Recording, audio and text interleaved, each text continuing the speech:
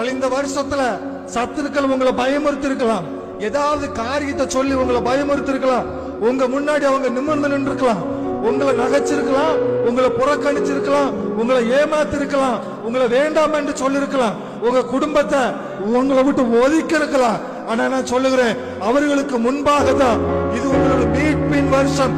கர்த்தர் உங்களுக்காக இறங்கி வேலை செய்வார்னு சொல்றேன். தூதர்கள் உங்களுக்காக இறங்கி இந்த வருஷத்துல வேலை செய்வார்னு சொல்றேன்.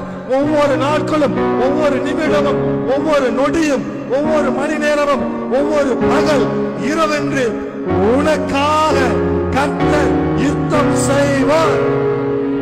கைகளை தட்டி ஆண்டவருக்கு சொல்றேன்,